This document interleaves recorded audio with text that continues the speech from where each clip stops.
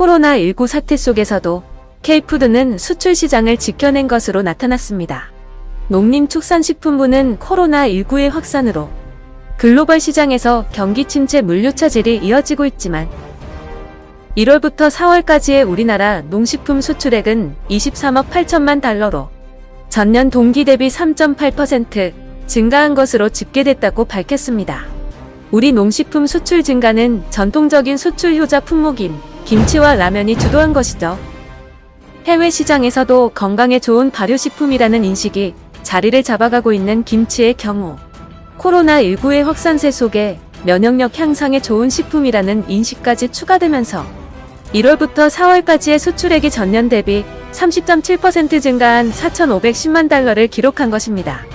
라면은 미국, 중국, 일본 등에서 이어온 온라인 판촉전과 영화 기생충의 짜파구리를 연계한 마케팅 등의 효과를 보면서 1월부터 4월까지의 수출액이 지난해에 비해 34.5% 증가한 1억 9,400만 달러를 달성했습니다.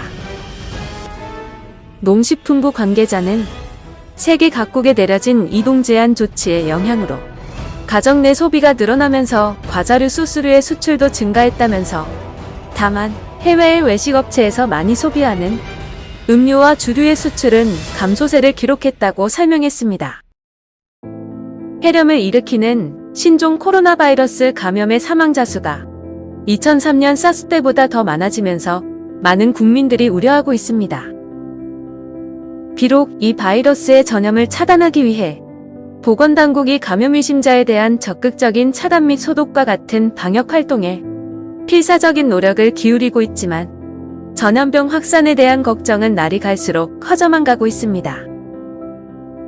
최근에 벌어지고 있는 마스크 대란은 그러한 우려를 단적으로 보여주고 있다고 생각되는데요. 그럼 김치가 과연 코로나 바이러스 억제에 효과가 있는지 알아볼까요? 바이러스는 사람 몸에 들어와서 번식을 할 때는 생명체의 특성을 보여주지만 감염자의 몸 밖으로 배출되어 공기 중에 떠돌 때는 아무 활동을 하지 않는 단순한 입자 상태로 존재합니다. 감염자 몸 밖으로 배출된 바이러스 입자는 비록 생명 활동은 하고 있지 않지만 다시 인체로 들어오게 되면 인간 세포에 들어가 새끼를 만들어내고 다시 배출되어 주변 사람들에게 전염되죠. 현재 신종 코로나 바이러스 감염을 치료하는 약물, 즉 항바이러스제는 개발되어 있지 않기 때문에 침입한 바이러스는 결국 감염된 사람의 면역 체계에 의해 제거되어야 하므로 감염된 사람의 면역력이 관심을 받고 있습니다. 이런 관점에서 2005년 조류독감이 유행했을 당시 영국의 BBC 방송에서 보도한 김치 관련 뉴스나 2003년 사스와 김치의 상관관계에 대한 뉴스들은 흥미롭습니다. 이들 기사들은 한국인이 사스나 조류독감에 잘 걸리지 않았던 이유 중 하나는 한국인이 많이 먹는 김치가 면역력을 좋게 만들었기 때문일 것이라는 내용이었습니다. 특히 신종 코로나 바이러스가 사스 바이러스와 매우 유사한 바이러스라는 점에서 이번 신종 코로나 바이러스 전염에서도 김치가 중요한 역할을 할 것이라고 생각하는 사람들도 있습니다. 아직 김치가 바이러스 감염증을 얼마나 잘 막아주는지에 대한 과학적인 연구 결과들이 충분하지 않아 그러한 상관관계를 주장하기에는 이른 점이 있습니다. 인체에는 약 30조 개 정도의 세포보다 훨씬 더 많은 미생물이 존재하는데요. 이를 총칭해 마이크로바이옴이라고 합니다.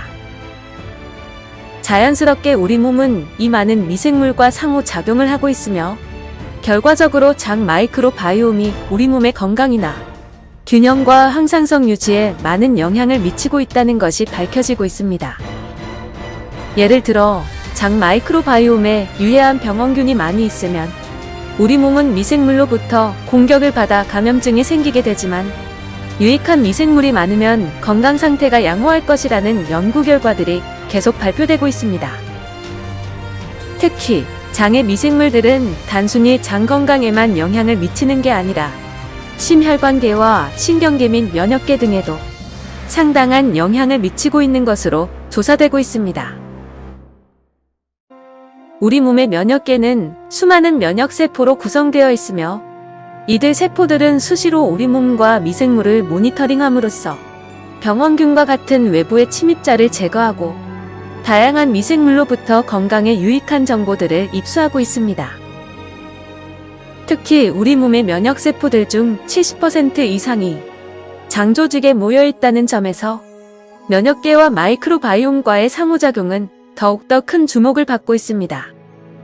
면역계와 미생물의 상호작용은 태어난 후 우리 몸이 미생물과 접촉하면서 시작됩니다.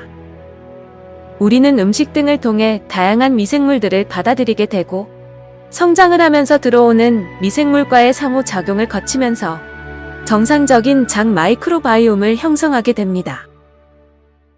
이렇게 형성된 장 마이크로바이옴과 면역체계는 일생 동안 서로 접촉하면서 우리 몸의 건강 상태를 유지하는 데 필수적인 역할도 하게 된다고 해요. 우리 면역계는 이로운 미생물의 성장을 도와 몸에 유익한 마이크로바이옴이 유지되도록 영향을 미치고 있고, 반면에 미생물들은 유익한 물질이나 분자 신호를 보내줌으로써 면역계의 발달을 도와주고 면역 상태가 최적화되도록 영향을 미치고 있는 것이죠. 이러한 이유로 장 마이크로바이옴과 면역계의 상호대화가 신종 코로나 바이러스와 같은 해로운 바이러스 감염증에 대해 보호작용을 제공할 수 있을 것이라는 추측이 가능한 것입니다.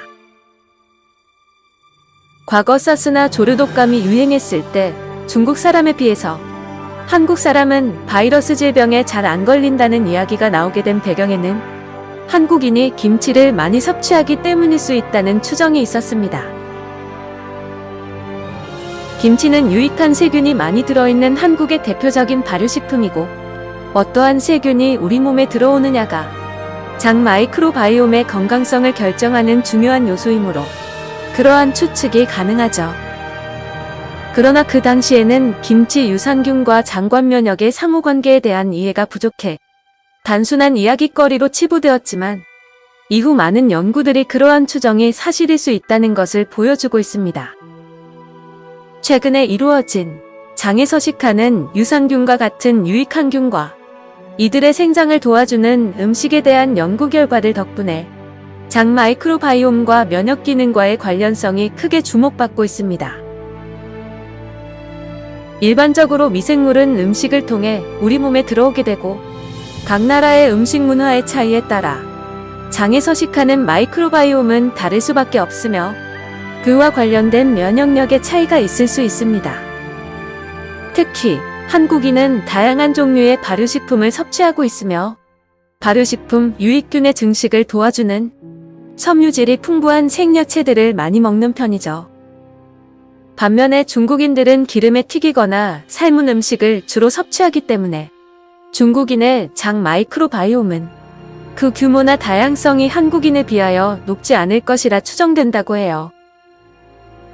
이런 점에서 한국형 유산균의 대표적 발효식품인 김치의 유산균과 한국인의 장 마이크로바이옴의 중요성이 더욱 부각되는 시기인 것 같습니다. 김치의 면역력 효과에 대해 의학계에서는 아직까지 과학적 근거가 없다는 입장이고 논란이 있는 것이 사실이지만, 식품업계와 학계는 김치 유산균의 항바이러스 효능에 주목하고 있습니다. 2003년 사스 발병 시 세계 사망자가 700명에 달했지만 김치 제조국인 한국에서는 감염자가 없었던 사례를 근거로 보고 있는 것이죠.